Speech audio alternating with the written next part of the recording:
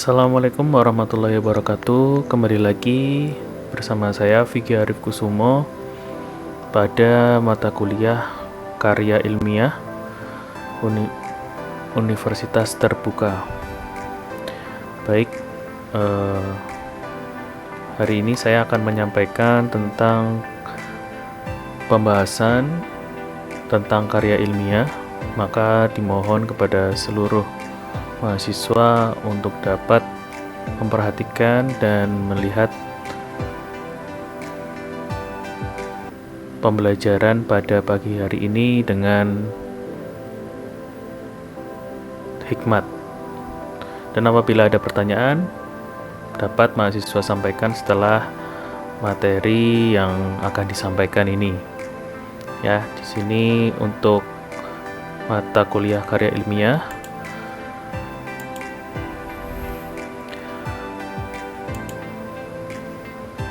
di sini saya akan menjelaskan ruang lingkup karya ilmiah atau apa saja nanti yang akan kita bahas pada pertemuan hari ini, yaitu yang pertama adalah sasaran dan tujuannya. Untuk sasarannya tentu mahasiswa, yaitu para calon sarjana S1 PGSD yang pada mata kuliah ini akan diberikan bimbingan tentang pembuatan karya ilmiah supaya nanti kalian dapat menghasilkan karya ilmiah yang baik. Di sini kalian diharapkan dapat menguasai dan memadukan gagasan, riset dan penelitian ke dalam karya ilmiah yang berbentuk artikel ilmiah. Selanjutnya untuk ketentuan umumnya, di sini artikel ilmiah memiliki beberapa sub. Yang pertama tentu topik. Topik pada artikel ilmiah tentu harus sesuai dengan keilmuan yang kalian ampu atau kalian kuasai, yaitu di program pendidikan guru sekolah dasar tentunya banyak sekali permasalahan maupun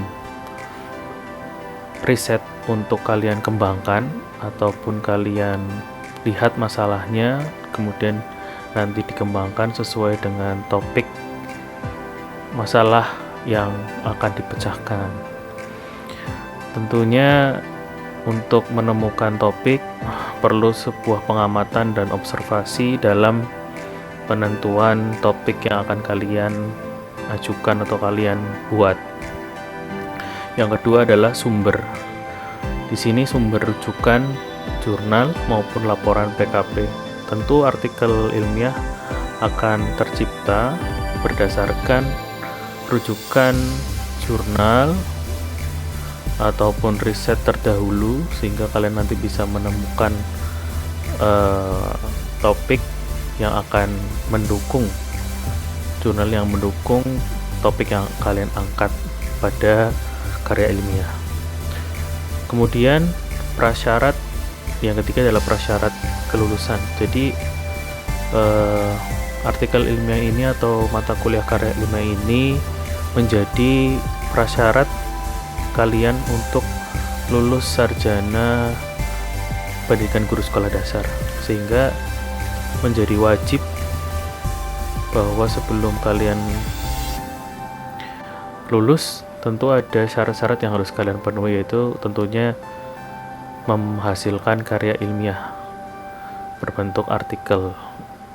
Kemudian untuk skor kelulusannya untuk mata kuliah ini yaitu minimal 75. Jadi di bawah 75 kemungkinan tidak lulus, sehingga ada dua pilihan, yaitu lulus dan tidak lulus. Apabila lulus maka skor kalian minimal 75, apabila di bawah 75 maka tidak lulus. Jadi usahakan untuk bersungguh-sungguh dalam menempuh mata kuliah ini. Selanjutnya adalah kewajiban dan luaran mahasiswa. Untuk kewajiban ya bisa kalian lihat di slide. Bimbingan karya ilmiah, jadi wajib untuk mengikuti kelas mata kuliah ini untuk menemukan permasalahan maupun berdiskusi dengan eh, dosen maupun mahasiswa yang lain untuk memecahkan masalah terkait dengan topik yang kalian angkat. Kemudian yang kedua, setelah bimbingan yang kalian jalani maka akan menghasilkan artikel ya. Artikel ilmiah ini harus bebas dari plagiasi.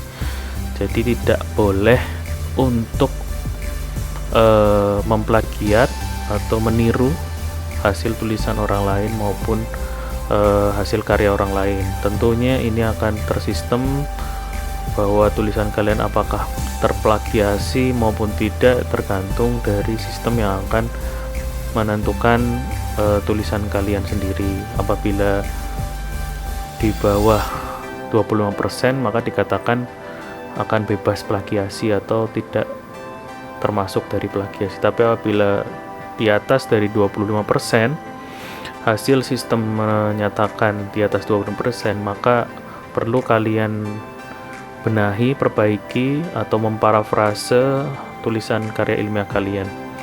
Jadi harus diperiksa kembali topik ataupun artikel ini supaya bebas dari plagiasi minimal 25%.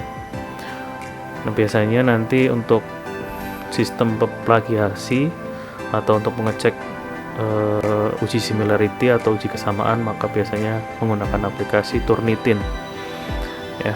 Untuk yang terakhir adalah terstandarisasi penulisan UT, maksudnya ini tulisan yang kalian buat ini sudah merujuk pada sistem penulisan pada karya ilmiah yang UT buat. Jadi akan ada panduan penulisan artikel sesuai dengan standar yang berlaku. Untuk luaran mahasiswa di sini, saya mengharapkan seluruh mahasiswa dapat menghasilkan karya ilmiah yang nantinya dapat submit dan dipublikasikan ke jurnal yang terakreditasi. Baik. Nah, ini ada yang terakhir adalah bebas. Maksudnya bebas adalah di sini mahasiswa itu apabila sudah memiliki artikel yang sudah terpublikasi maka bebas tidak mengikuti mata kuliah ini. Ya. Jadi untuk mahasiswa yang sudah memiliki artikel yang sudah terpublikasi jurnal maka bisa dibebaskan, atau ingin menambah referensi ataupun menulis kembali bisa mengikuti juga untuk menghasilkan artikel kembali. Jadi artikel yang sudah terpublikasi ini harus terindeks jurnal terpercaya yaitu Sinta ataupun Proceeding dan mungkin Scopus. Nah, ini sebuah tantangan ya untuk masuk ke jurnal nasional maupun internasional. Nah, namun harus kalian pahami bahwa bebas di sini kalian berarti sudah menjadi penulis pertama atau menulis hasil karya ilmiah tersebut, yaitu first author. Jadi harus penulis pertama, bukan kedua, ketiga, dan seterusnya. Yang terakhir adalah apabila memiliki artikel yang sudah dipublikasikan, bisa nanti dikirimkan link artikel yang nanti bisa diakses oleh saya sendiri maupun pihak UT sebagai syarat untuk kelulusan, seperti itu. Selanjutnya untuk di sini nanti apabila artikel kalian terpublikasi jurnal Sinta maupun Scopus ya ataupun Proceeding ya, nanti bisa mendapatkan nilai yang maksimal. Mungkin cukup sekian ya dari saya akhiri. Wassalamualaikum warahmatullahi wabarakatuh.